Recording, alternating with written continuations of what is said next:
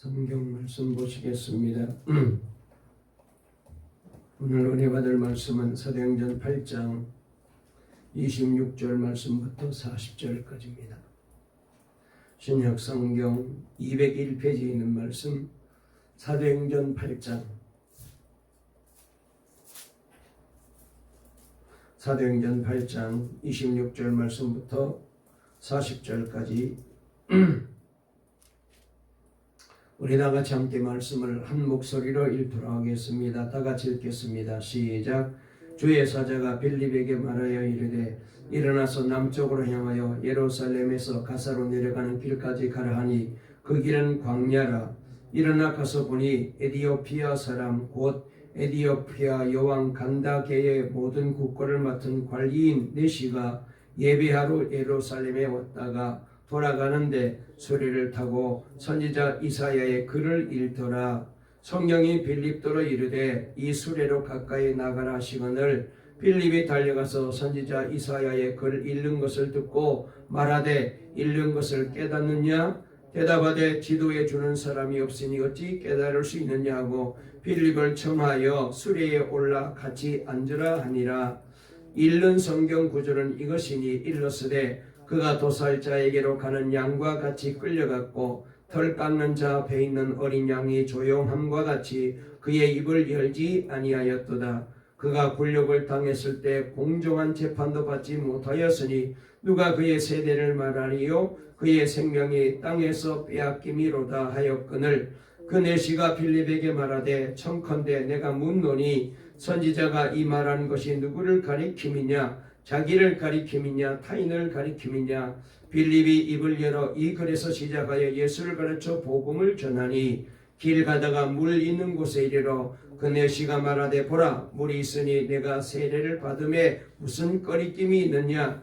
이에 명하여 수레를 멈추고 빌립과 네시가 둘 다 물에 내려가 빌립이 세례를 베풀고 둘이 물에서 올라올 새 주의 영이 빌립을 이끌어 간지라. 네시는 기쁘게 길을 가므로 그를 다시 보지 못하니라.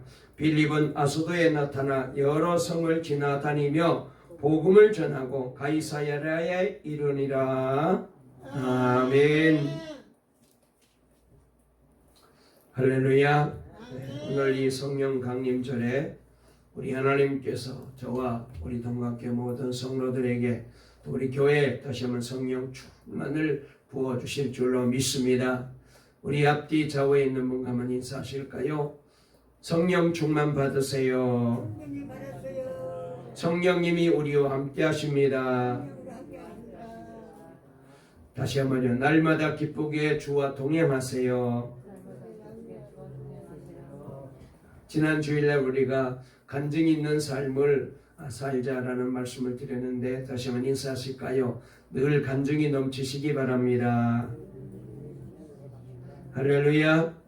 오늘 설교 제목 한번 따라해 보실까요? 오직 성령의 인도를 따라가라. 다시 한번 오직 성령의 인도를 따라가라.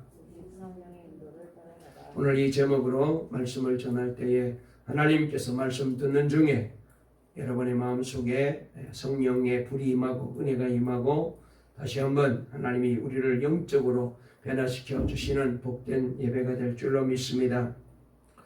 여러분, 하나님이 가장 기뻐하시는 인생은 어떻게 살아가는 것일까요? 우리가 어떻게 살아야 하나님이 기뻐하는 인생을 살고 또 하나님이 기뻐하는 사람이 될 수가 있을까요? 여러분, 우리가 어떻게 살아야 이 세상에서 행복한 인생이 되고 성공하는 인생이 되고 그리고 승리하는 인생이 될 수 있을까요? 여러 가지로 말할 수가 있겠지만은 제가 생각하기에는 성공하려면은 승리하려면은 행복한 인생을 살고 후회하지 않는 인생을 살려면은 지난 주일날 우리가 설교 드린 대로 간증 있는 삶을 살려면은 나이나 형편과 상관없이 우리가 세울 수 있는 가장 놀라운 인생 계획을 세워야 되는데 이 계획을 잘 세워야 인생에 승리하고 인생에 성공하고 행복한 삶을 살고 하나님이 기뻐하는 삶을 살아갈 수 있는데 그러면은 어떻게 인생을 계획을 잘 세워야 될까요? 이렇게 세우는 것입니다. 이제부터 나는 항상 성령님께 순종하는 삶을 살리라. 이렇게 결단하는 인생을 살게 되면은 여러분 그의 인생은 우리 하나님이 책임져 주시기 때문에 성공하는 인생이 되고 승리하는 인생이 되고 하나님을 기쁘게 해드리는 인생이 분명히 될 줄로 믿습니다. 한번 저를 따라해 보실까요? 이제부터 나는 항상 성령님께 순종하는 삶을 살겠습니다. 할렐루야. 그렇게 결단하고 각오하시고 그런 계획을 가지고 사세요. 우리가 그렇게 살기 시작하면은 그때부터 어떤 축복이, 어떤 역사가, 어떤 기적이 일어날지 몰라요. 여러분, 하나님은 철저히 성령의 인도를 따라 살려고 결단하는 사람을 통하여 반드시 역사하시고 일하시고 그리고 힘 주시고 은혜 주시고 복 주시는 우리 하나님이십니다. 오늘 우리가 읽은 본문 말씀은 성령의 인도를 따라 살았던 빌립이라고 하는 전도자를 통하여 아프리카의 선교의 문을 여시는 하나님의 놀라운 역사를 우리에게 잘 보여주고 있습니다. 특별히 오늘 본문은 전도자 빌립이 에티오피아 여왕 간다게의 국거를 맡은 넷이 지금으로 말하면은 우리나라 재무부 장관이라든지 경제기획부 장관 같은 위치에 있는 사람에게 복음을 전한 아주 놀라운 얘기입니다. 에티오피아라는 나라는 시바 여왕 때 솔로몬에게 와서 지혜를 배워갔었는데 그때부터 이 에티오피아에 유대교가 전하여지게 되었고 그래서 그렇게 하나님을 섬기는 사람들이 그 나라 안에 많이 있었습니다.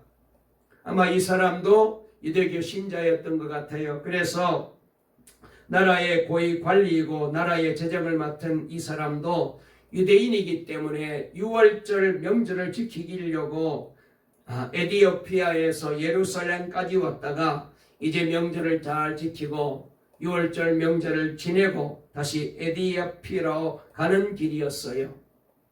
이 정도로 6월절 명절을 지키려고 예루살렘까지 왔다면은 아마 그의 마음이 은혜를 섬하고 그리고 은혜를 갈급해하는 마음이 대단했을 거라고 생각됩니다. 거리가 상당히 멀거든요. 약 한 17,000km 정도 떨어진 그런 이제 1,700km 정도 떨어진 그런 먼 거리이기 때문에 이 먼 거리를 온다.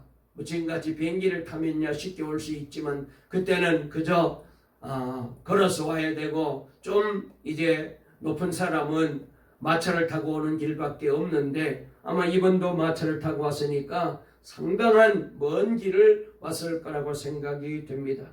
얼마나 은혜를 사모했으면 이 먼 길을 그 고생을 다 이겨내면서 이렇게 예배하러 왔을까요? 아마 대단한 신앙의 열정이 있는 사람이었던 것 같습니다.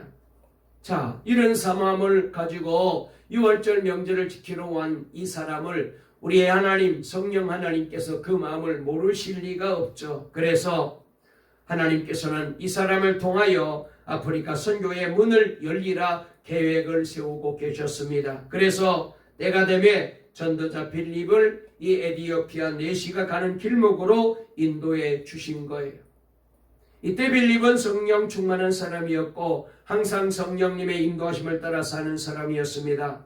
그가 지금 사마리아에서 열심히 전도를 하고 있었어요. 그리고 전도할 때 많은 사람들이 예수를 믿고 주께로 돌아오는 결실까지 하고 있었습니다. 그런데 갑자기 성령님께서 명령하시기를 빌립아 일어나서 남으로 향하여 예루살렘에서 가사로 내려가는 길까지 내려가라 라고 명령이 떨어졌습니다. 성령의 인도를 늘 받고 살았던 빌립은 순종합니다. 그래서 자기 사역을 다 내려놓고 지금 성령이 지시하는 대로 가사라고 하는 곳으로 내려갑니다. 이것은 성경에 보니까 광야라고 말했어요. 사람도 아무도 없는데 그 힘든 광야에 가서 하나님이 못하라고 나를 글로 보내시냐. 인간적으로 생각하면 도저히 순종할 수 없습니다. 지금 사마리아에 전도가 잘 되고 있거든요. 결실이 많이 생기고 있거든요. 그런데 아니 전도하려면 사람 많은 데로 가야지 광야에 가서 못하라는 것입니까? 짐승에게 복음을 전하라는 것도 아니고 참 이해가 안 되었지만은 그러나 성령의 인도하심을 따라 사는 빌립이었기 때문에 순종했어요. 가사는 이스라엘 서남쪽 땅으로 광야 지역이 지역이었고 빌립이 활동하고 있던 사마리아 땅에서는 상당히 먼 거리에 있는 곳이었습니다. 지금은 우리가 이제 가끔 텔레비에 나오잖아요. 가자 지역. 그러니까 팔레스타인들이 독립해서 살고 있으며 지금도 이스라엘과 분쟁이 자주 일어나는 이곳에 하나님이 가라고 명령하신 거예요. 빌립이 성령께 순종하여 가사 광야로 가보니 마침 에디오피아 내시가 탄 병거가 이제 자기 조국으로 고국으로 돌아가는 그 병거가 오고 있었습니다. 이때 성령님께서 다시 빌립에게 에디오피아 내시가 탄 병거로 가까이 다가가라라고 명령을 내렸어요. 병거에 다가갔더니 성경책 읽는 소리가 들려왔습니다. 가만히 들어봤더니 성경을 읽는데 이사야서를 읽고 있어서 이때는 아직 신약 성경이 없었기 때문에 구약 성경밖에 없었잖아요. 여러분, 이 당시는 성경을 지금같이 조용히 읽거나 눈으로 읽거나 마음으로 읽지 않습니다. 우리도 지금 성경을 소리내서 읽었습니다만은 이때 사람들 대부분들은 유대인들은 성경을 읽을 때 큰 소리로 읽었어요. 아마 이 사람도 그런 이제 성경 읽는 방법을 따라서 그 병거 마차 안에서 크게 이사야 성경을 읽고 있었습니다. 가만히 들어보았더니 이사야 53장의 말씀이었습니다. 이디오피아 내시는 예루살렘에서 출발한 때부터 아마 이 두루마리로 된 이 이사야서를 아마 읽어가고 있었을 거예요. 그래서 빌립을 이때 만나게 된 거죠. 정말 기가 막힌 타이밍에 하나님께서 이 빌립 보고 이 병거 타고 있는 성경을 읽고 있는 내시에게 다가가라고 주님께서 역사하신 거죠. 성령의 세밀한 계획 속에 만남이 이루어지게 된 것입니다. 성경을 읽고 있길래 빌립이 내시에게 묻습니다. 당신이 지금 읽고 있는 그 말씀이 무슨 뜻인지 무슨 말씀인지 이해가 잘 되십니까? 그랬더니 그가 대답하기를 내게 이 말씀이 무슨 말씀인지 가르쳐주는 사람이 없기 때문에 내가 어떻게 알 수가 있습니까? 그냥 성경 말씀을 열심히 읽고 있기는 한데 도대체 이 말씀이 무슨 말씀인지 무슨 뜻인지 알 수가 없습니다. 그러면서 이 내시가 말합니다. 당신이 성경에 대해서 잘 아느냐고. 내가 좀 설명해 드릴 수 있다고. 그러면은 얼른 여기 올라오라고 병거에 동승하기를 청합니다. 그리고 빌립이 성경 이사야 53장에 대한 말씀을 설명합니다. 이 내시가 묻습니다. 여기 나오는 이 하나님의 종이라는 사람이 도대체 누굽니까? 자기를 두고 말합니까? 다른 사람을 두고 말합니까? 도대체 이 사람이 누굽니까? 내시가 묻습니다. 그때 빌립이 바로 그분은 우리의 구세주로 오실 예수 그리스도를 가리키는 말입니다. 그러면서 자세하게 예수님을 이제 우리의 구세주로 그리고 그 예수가 바로 십자가에 달려 죽으시고 부활하셔서 누구든지 저를 믿기만 하면 죄사함 받고 구원받고 영생을 얻게 되는 구세주를 가리키는 말씀이다라고 자세하게 설명을 해주게 됩니다. 이 말을 듣자 내시가 마음이 뜨거워져서 그 예수님을 나도 구주로 영접할 수 있느냐고. 지금 영접하면 됩니다. 그 시간에 이 내시가 예수님을 나의 구주로 영접하게 된 줄로 믿으시기를 바랍니다. 아멘. 마침 지나가다 봤더니 물이 있는 곳이 보였어요. 그래서 저기 내려가서 세례를 받았으면 좋겠습니다. 예수 믿고 구원받은 사람은 반드시 세례를 받아야 됩니다. 아멘. 그래서 이 에디오피아 내시가 나도 세례 받기 원합니다. 세례 받기를 청하게 된 거죠. 그래서 병거를 멈추고 빌립과 내시가 둘 다 물에 내려가서 우리 교회에서는 약식으로 머리에다가 3번 이렇게 물을 뿌려서 성부, 성자, 성령의 이름으로 세례를 베풀지만 이 당시에는 대부분 다 침례였습니다. 그래서 세례 베푸는 사람도 물에 들어가고 세례 받는 사람도 물에 들어가서 그 사람을 완전히 물에다가 담그는 그런 침례를 행하게 되었는데 바로 이 내시가 빌립을 통하여 그렇게 세례를 받게 된 거예요. 여러분, 세례는 너무나도 놀라운 성례입니다. 세례가 무엇인지 정확하게 아셔야 됩니다. 예수님을 그리스도와 주님으로 고백하는 순간 여러분 구원받게 되고 이렇게 구원받는 사람에게 세례를 베푸는 거죠. 그러므로 이 세례는 물에 완전히 자기를 담그는 것이잖아요. 그러므로 나는 예수님과 함께 십자가에 죽었다. 물에 들어가는 순간 나는 죽었습니다. 그리고 다시 이제 물에서 올라옴으로 인하여 나는 이제 다시 성령으로 새 생명으로 살아가게 되었습니다. 예수님으로 인하여 예수님의 생명으로 나는 살아가는 삶이 되었습니다. 나는 이제 이전의 모든 삶을 완전히 청산하고 예수님의 사람으로 그리스도의 사람으로 살겠다는 결단을 이제 고백하는 사람에게 세례를 베풀거든요. 바로 이분이 이렇게 결단하고 세례를 받게 된 거예요. 에디오피아 내시가 그런 결단을 하게 된 것은 참 놀라운 일이죠. 어떻게 이럴 수가 있습니까? 성령님이 역사한 거죠. 빌립 한 사람의 순종으로 인하여서 이처럼 에디오피아 내시가 이제 세례를 받음으로 예수를 믿고 구원받음으로 인생이 완전히 뒤바뀌어지게 되었습니다. 어디 그뿐이겠습니까?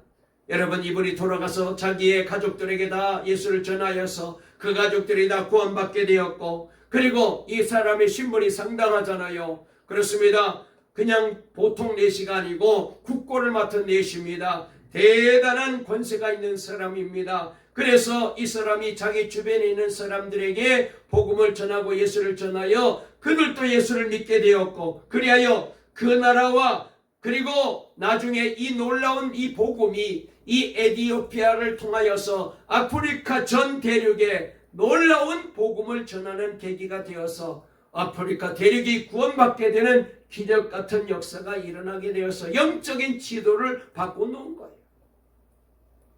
한 사람이 성령의 감동하심 따라 순종했더니 이런 기적 같은 구원의 역사가 일어나게 된 거예요. 여러분도 성령에 순종하셔서 성령의 인도하심 따라 살아가셔서 여러분을 통하여 하나님께서 이런 놀라운 구원의 역사를 이루어 주시기를 주의 이름으로 축원합니다. 우리 교회를 통하여 이런 기적이 일어나기를 바랍니다. 여러분이 순종하기만 하면 여러분의 가정도 구원받게 되고 여러분의 형제들도 구원받게 되고 여러분 때문에 이 지역의 수많은 영혼들이 구원받는 역사가 분명히 일어나게 될 줄로 믿습니다. 우리는 이 본문에서 아프리카에도 복음을 전하시는 하나님의 놀라운 섭리를 보게 됩니다. 그와 함께 이 모든 일이 성령께서 친히 주도하셨다는 사실을 우리가 보게 됩니다. 빌립은 이 일에 쓰임받는 도구에 불과한 거죠. 이 일은 빌립으로서는 알 수도 계획도 세울 수 없는 일이었잖아요. 빌립은 오직 철저히 성령의 이끌림을 받는 사람이었을 뿐입니다. 그랬더니 아프리카 선교의 문을 열 수 있게 된 것입니다. 여러분, 이 빌립은 늘 성령님 오늘 내가 어떻게 할까요? 성령님 나는 오늘 어떻게 살까요? 그렇게 늘 성령님께 묻고 성령이 지시하면 그대로 순종하며 살았던 것뿐인데 하나님께서 성령님께서 이 빌립을 통하여 이 엄청난 놀라운 구원의 역사를 이루게 된 것입니다. 여러분 꼭 기억해야 됩니다. 지금 우리는 성령님으로 인도하는 시대에 살고 있어요. 지금 우리 모두는 성령님이 인도하여 사는 그런 시대를 우리가 살아가고 있습니다. 그러므로 저와 여러분에게도 이런 역사가 분명히 있을 거예요. 하나님이 저와 여러분을 이렇게 사용해 주시기를 주님의 이름으로 축원합니다.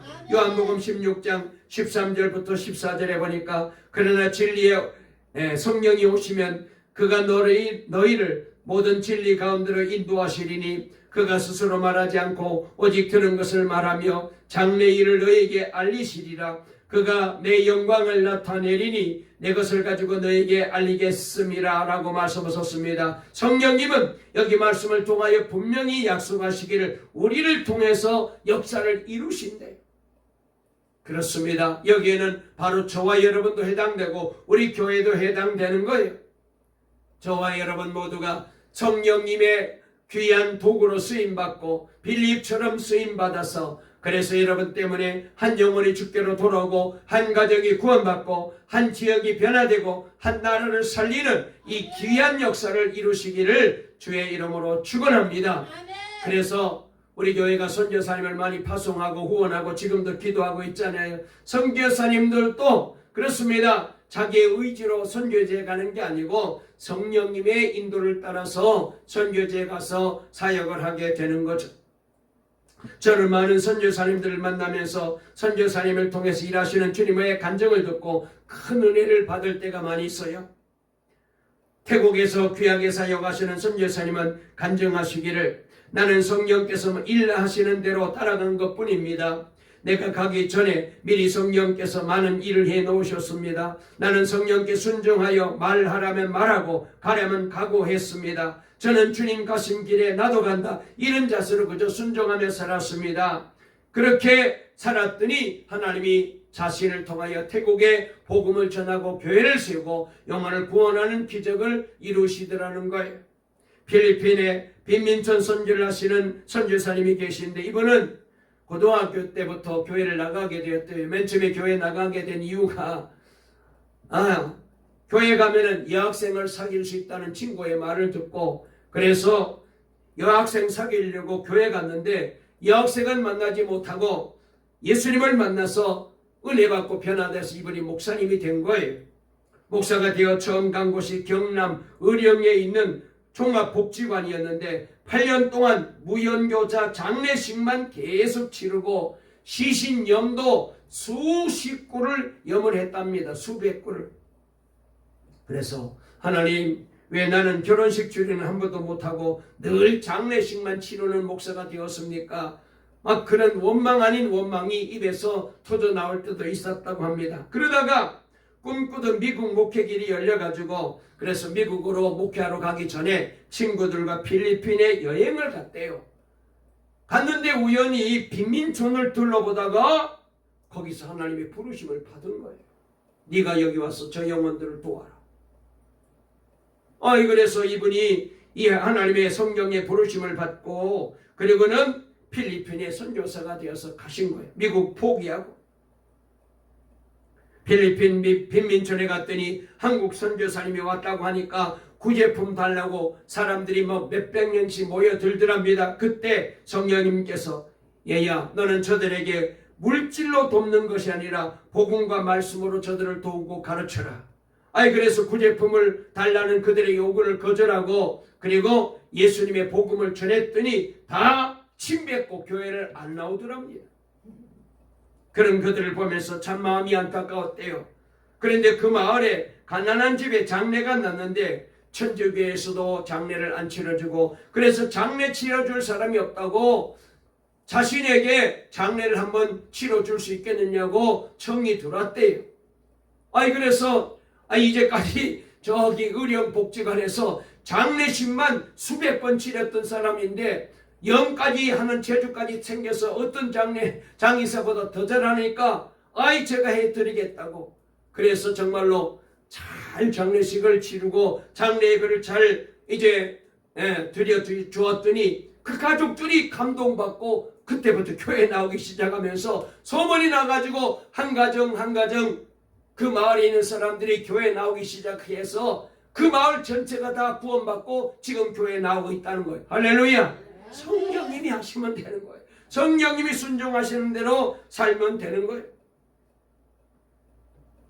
일본 교토에서 사역하시는 전교사님은 일본 가실 때 한국 교인이나 일본 교인들이 가장 많이 물은 게 왜 하필이면 일본이냐 그렇게 자꾸 묻더라는 겁니다. 선교사의 무덤이라는 그런 이제 별명이 붙은 곳이 바로 일본 선교거든요. 우리 김병일 목사님 지금 가서 공부하고 계신데 일본 선교 참 어렵습니다. 제가 일본에 우리 장로님, 권사님들, 집사님들 잘 아시는 대로 부흥에 많이 가고 제가 선교를 많이 갔잖아요. 참 일본 어려워요. 그래서 선교사들이 꺼려합니다. 그런데 왜 거기를 가느냐? 그 다음에 또 듣는 질문이 아니면 일본인데 왜 하필이면 교토냐? 저 동경이나 오사카나 그런 데 가지 왜 하필이면 교토나? 저도 이제 교토에 여러 번 갔죠. 거기 이제 제 친구 목사 분이 거기서 목회를 하셔서 제가 거기 부흥회하러 이제 2번인가 간 적이 있는데요. 이 교토는 여러분들이 아마 가보신 분은 아시겠지만 일본에서 가장 선교하기 힘든 곳입니다. 왜냐? 불교 사찰이 이 교토가 제일 많아요. 그 다음에 긴자가 일본의 이제 여러 지역 중에 이 교토가 제일 신사가 제일 많아요. 그러니까 도무지 복음 전할 수가 없어요. 그러면서 또 사람들이 묻기를 왜 하필이면 교회를 개척하려느냐? 그냥 협력 선교사나 하시지 돈도 없고 교인도 없으면서 왜 교회를 개척하려고 하느냐? 또 듣는 질문이 왜 하필이면 교토에서도 가장 우상 숭배가 아주 최고로 높은 오미야 지역에서 개척하려느냐? 그러나 이분이 정말로 예수님만 바라보면서 주님만 따라서 그래서 성령의 인도하심 따라 거기 가서 열심히 전도하고 그래서 하나님 앞에 기도했더니 하나님께서 역사하셔서 그래서 교회도 개척하게 만들어주시고 그리고 하나님께서 영혼들을 보내줘가지고 지금 열심히 교회를 세워가지고 열심히 사역을 잘 감당하고 계신다는 얘기를 듣습니다. 여러분, 성령님이 인도하시면 사람으로서는 도저히 불가능하지만 주님께서 역사하시면은 능치 못함이 없는 우리 주님이 도와주시면은 반드시 역사가 일어나고 기적이 일어나고 구원의 역사가 나타나게 되는 줄로 믿으시기를 바랍니다. 우리가 이런 얘기하게 되면 어떤 분들은 에이 목사님 선교사님이니까 그 정도 하죠. 내게도 그런 일이 있을까요? 이런 얘기를 하시는 분이 계실 거예요. 네, 물론입니다. 성령님이 오늘 저와 여러분들에게도 반드시 그렇게 역사하실 것입니다. 정말로 여러분들이 예수님을 믿었다면 성령님은 여러분의 삶을 구체적으로 인도하십니다. 그래서 하나님의 살아계심을 간증하고 체험하는 복된 믿음의 사람으로 우리를 반드시 사용해 주실 줄 믿으시고 이 믿음을 가지시기를 주의 이름으로 축원합니다. 여러분, 혹시 어떤 분들은 내가 좀 저 친구를 한번 전도해 볼까 마음에 아마 그런 생각이 아마 들 때가 있었을 거예요. 내 동생을 한번 전도해 볼까? 안 그러면은 저 친구를 한번 전도해 볼까? 여러분 그런 마음이 한번 아마 들었을 거예요. 여러분, 이런 생각이 여러분 자신의 생각이 아닙니다. 성령님께서 여러분들을 통하여 그렇게 그 영혼을 구원하려고 그런 마음을 주신 거예요. 그때에 여러분 성령님이 그런 마음을 주셨기 때문에 성령님의 음성이기 때문에 누구에게 전도했으면 좋겠다, 예수 믿었으면 좋겠다 그런 마음이 드는 것은 성령님께서 역사하시기 때문에 여러분 그러므로 순종하면 돼요. 할렐루야. 전하면 됩니다. 저분에게 내가 전도 한번 해봐야지. 저 친구에게 내가 전도 한번 해봐야지. 저 사람 예수 믿었으면 참 좋겠는데 그런 마음 들 때 얼른 전도하면 돼요. 뭐 힘들게 거창하게 할 필요 없습니다. 내가 교회 다니는데 참 교회 다녀보니까 좋더라. 참 은혜 받고 우리 교회 가면은 말씀 통하여 힘을 얻게 된다. 우리 같이 한번 교회 나가보자. 전도하면 돼요. 예수 믿게 되면 구원받고 죄사함 받고 주님이 주시는 평강을 누리게 된다. 영생을 얻게 된다. 전도하면 돼요. 그래서 데살로니가전서 5장 19절에 이렇게 말씀했습니다. 성령을 소멸치 말아라 그랬어요. 우리는 이런 마음이 들 때 저 사람 저렇게 고집도 세고 저 사람은 전도해봤자 안 믿을 사람이야. 이미 내가 결론까지 다 내려버리고 여러분 내가 포기하니까 안 되는 거예요. 그런 마음이 들 때 성령님이 지금 저 사람에게 전도하라고 지금 감동을 주시는구나. 전하시면 돼요. 할렐루야. 그렇게 하시기 바랍니다. 그러면은 주님이 역사하십니다. 여러분 만일 이 시대의 그리스도인 모두가 좀 더 성령의 인도에 민감하다면 우리 시대의 복음 전도의 위대한 부흥이 다시 한번 일어나게 될 것입니다. 선교와 전도는 예수님의 역사이고 그리고 성령님의 역사예요. 이것을 깨달으면 전도는 참으로 쉬운 것입니다. 우리가 전도를 참 부담스럽게 생각하잖아요. 사람들에게 전도하는 게 힘들어요. 그런데 전도는 내가 하는 게 아니고 누가 한다? 예수님이 하고 성령님이 하는 거예요. 할렐루야. 우리는 누구도 전도할 수 없어요. 성령님께서 하시는 것입니다. 어떤 전도에는 반드시 하나님의 인도하심과 섭리가 있습니다. 그렇기 때문에 이사야 선지자는 너는 두려워하지 말아라. 내가 너를 구속하였고 내가 너를 지명하여 불렀나니 너는 내 것이라고 분명히 약속하셨습니다. 여러분 여기 말씀대로 보면은 어떤 사람도 우연히 구원 얻는 사람은 한 사람도 없어요.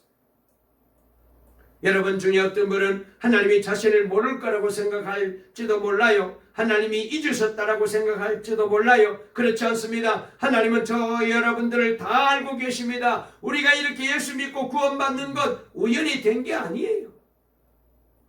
성령님이 세밀한 계획을 가지고, 우리 주님이 세밀한 계획을 가지고 우리를 불러 구원받게 만들어주신 줄로 꼭 믿으시고, 여러분 이 믿음을 가지고 다른 사람도 전도하게 되시기를 바랍니다. 주님이 역사하실 줄로 믿으시길 바랍니다. 아브라함이 우연히 하나님의 부름을 받은 것이 아니듯이, 모세가 어쩌다가 하나님의 부름을 받은 것이 아니듯이, 12명의 주님의 제자들이 우연히 주님을 만나게 된 것이 아니듯이, 오늘 본문에서 빌립이 우연히 에디오피아 내시를 만난 것이 아니듯이, 하나님께서 성령을 통하여 세밀하게 타이밍이 딱 맞도록 계획을 세워서 이끌어 주셨잖아요. 그러듯이 오늘 저와 여러분이 이렇게 한 교회에서 우리가 동방 공동체가 되어서 장로님이 되고 집사님이 되고 권사님이 되고 목사가 되고, 그리고 우리가 성도가 되어서 이렇게 함께 신앙생활하는 것이 어쩌다 된 일이지. 여러분, 많고 많은 교회 가운데 우리가 이렇게 동방교회를 섬기면서 함께 주님이 주신 은혜 속에 살아가게 되는 것, 이게 우연히 된 게 아닙니다. 어쩌다 이렇게 된 게 아닙니다. 하나님의 계획과 섭리 가운데 이렇게 우리가 아름다운 교회를 섬기고 함께 더불어 신앙생활하고 있는 거예요. 할렐루야! 이 사실을 믿어야 돼요. 자, 그러면은 성령이 우리에게 주시는 축복 가운데 가장 큰 축복이 뭘까요?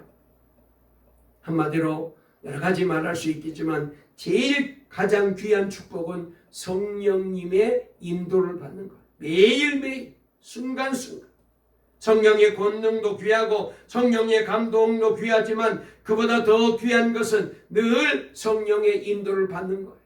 여러분, 어린 아가의 손에 돈이 아무리 쥐어 있으면 무슨 소용이 있습니까? 그 아가는 돈 쓸 줄 모르잖아요. 여러분, 어린아이에게 정말 중요한 것은 보호자인 부모가 같이 있는 것이듯이 우리도 마찬가지입니다. 여러분의 소유가 얼마나 되고 통장에 돈이 얼마나 있고 여러분 얼마나 많이 배웠던 것, 이게 중요한 게 아닙니다. 여러분들 모두가 다 성령의 충만함을 체험하고 그리고 성령의 인도를 날마다 받고 사는 것이 가장 복된 삶을 사는 것. 그래서 오늘 저와 여러분의 마음속에 삶 속에 이 성령님의 인도하심과 성령님의 감동하심이 늘 함께 하시기를 주의 이름으로 축원합니다. 성령이 인도해야 돼요.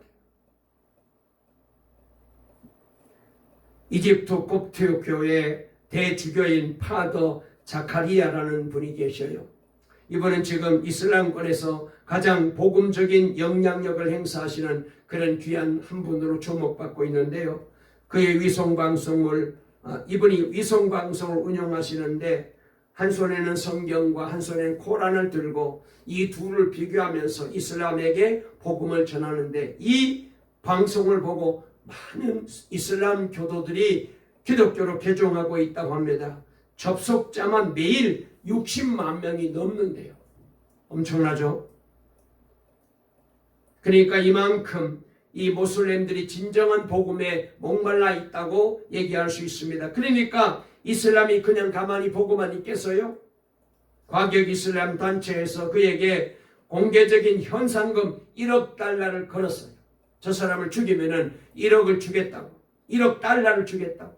그러니까 1억 달러니까 우리 돈으로 계산하면 얼마예요? 1,000억인가요? 그래서 한국의 어떤 선교사님이 이분에게 물었어요. 현상금이 걸렸다는데 두렵지 않습니까? 물었더니 이분이 웃으면서 이렇게 대답합니다. 나는 이미 죽었습니다. 예수님과 함께 죽었습니다.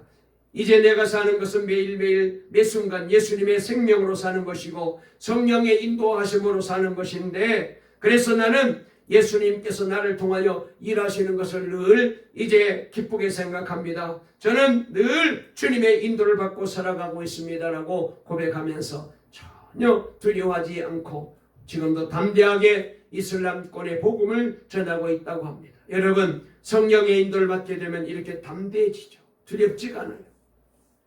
자, 그러면은 우리가 성령의 인도를 받으려면 어떻게 해야 될까요?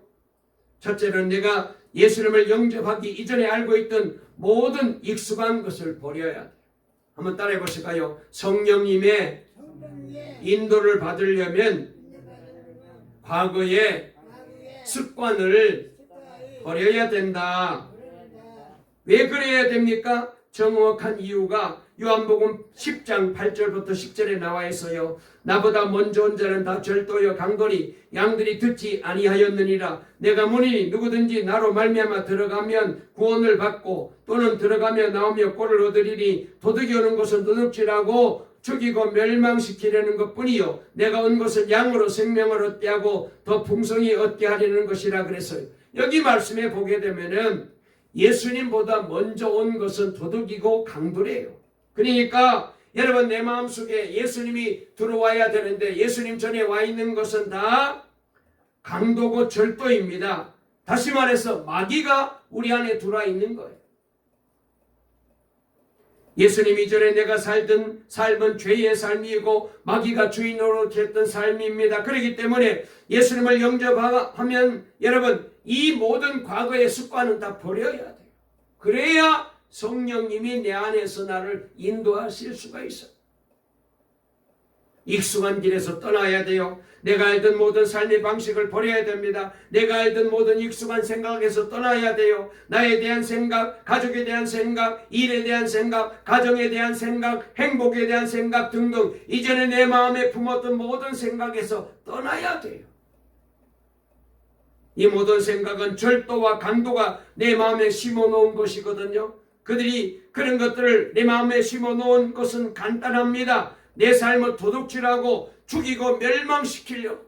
우리가 자꾸 옛날 생각에 사로잡혀 살다 보면은 성령님을 거절하게 되고 예수님을 부인하게 되고 자꾸 거기에 따라가게 되면 결국은 망할 수밖에 없어. 그 도둑이 강도가 내 마음속에 마귀가 그렇게 내 마음속에 그런 마음을 심어놓았기 때문에 이 습관을 과감하게 버려야 돼. 두 번째로 매일 첫 시간을 성령님께 드리고 성령님의 도우심을 구해야 돼.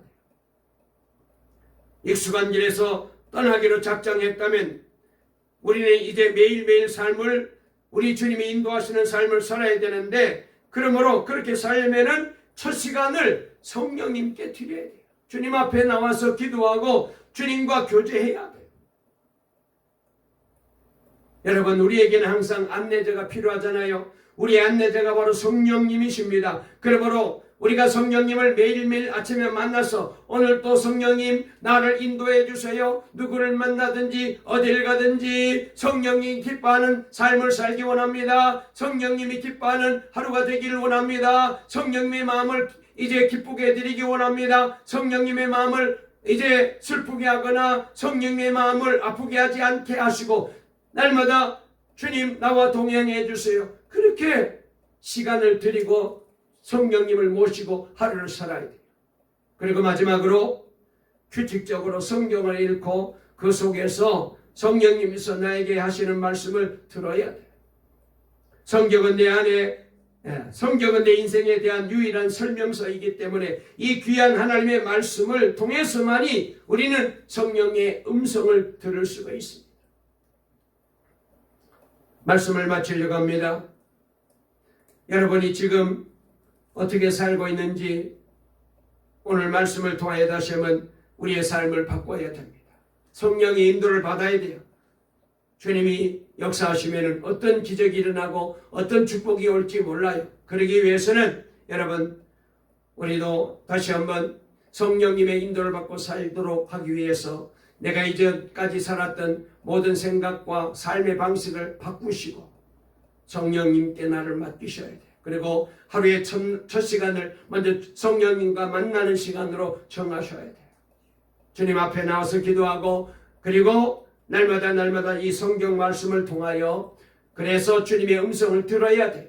그리하고 주님이 말씀하시면은 어떤 말씀이든지 내가 순종하겠습니다. 결단해야 돼요. 그리하면은 하나님께서 저와 여러분들을 성령으로 인도해 주셔서 빌립이 성령의 인도를 따라 이제 순종했더니 에디오피아 내시를 전도하게 되었고 이 사람이 전도받고 자기 나라에 돌아가서 자기 나라 사람들에게 복음을 전하여 에티오피아 나라가 기독교 국가가 되고 이 에티오피아에 전해진 이 복음이 아프리카 전역으로 퍼져서 아프리카 대륙이 복음화되는 놀라운 구원의 역사를 이루게 된 것처럼 오늘 우리 교회와 성도들 통하여 이런 역사가 다시 한번 일어나게 되어지기를 간절히 주의 이름으로 축원합니다. 오늘부터 이제부터 성령의 인도를 받고 살아가는 우리 교인들, 우리 성도들 다 되시기를 주의 이름으로 축원합니다. 살아계신 하나님 아버지 감사합니다. 오직 성령의 인도를 따라 살아가야 됩니다. 그리하게 되면은 반드시 성령님은 우리를 통하여 일하시고 놀라운 구원의 기적을 베풀어 주시고 우리가 상상하지 못할 놀라운 기쁨과 감사가 넘치고 행복이 넘치고 성공하는 인생, 승리하는 인생을 살게 만들어 주실 줄 믿습니다. 우리 동광의 모든 성도님들 이제까지 익숙하게 살았던 과거의 생활을 다 청산하고 아버지의 하나님 생각도 내려놓고 이제는 성령님의 인도하심 따라 날마다 그래서 순종하여 우리 모두가 에티오피아 내시처럼 주님 앞에 귀하게 쓰임받고 영원 구원의 사명을 감당하고 승리하는 아름다운 인생, 행복한 인생, 성공하는 인생을 살아가는 동광의 모든 성도님들 다 되게 도와주실 줄 믿사옵고 예수님의 이름으로 기도 올리옵나이다. 아멘.